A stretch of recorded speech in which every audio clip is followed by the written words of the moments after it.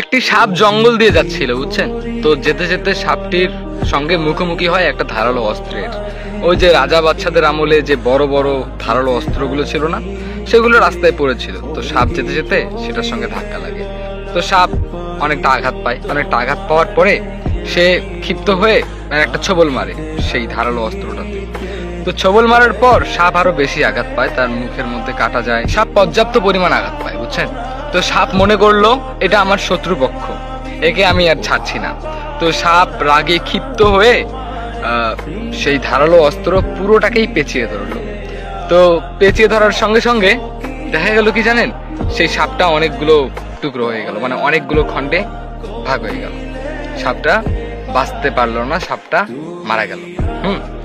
তো এখানে একটা জিনিস আমরা কি বুঝলাম জানেন, এই ছোট্ট গল্প দ্বারা আমরা বুঝলাম অতিরিক্ত রাগ করা ভালো না। অতিরিক্ত রাগ, অভিমান, ক্ষোভ কোনো কিছু অতিরিক্ত ভালো নয়। আপনি অফিসে গেলেন, রাগ করে চলে আসলেন, চাকরিটা আপনার চলে গেল, ক্ষতিটা আপনার হলো। রাগ কিন্তু কিছুক্ষণ পর থাকবেই না, কিন্তু আপনার বড় একটা ক্ষতি হয়ে গেল।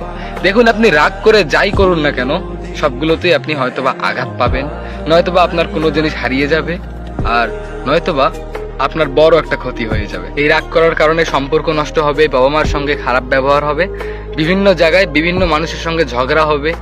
রাগ ক্ষোভ যত থাকবে তত আপনি তিলে তিলে ধ্বংস হয়ে যাবেন। সো রাগটাকে কন্ট্রোল করুন। আর আমার এই ভিডিওটা থেকে কি কি বুঝলেন একটু কমেন্ট করবেন, আর যদি ভালো লাগে একটা শেয়ার করবেন।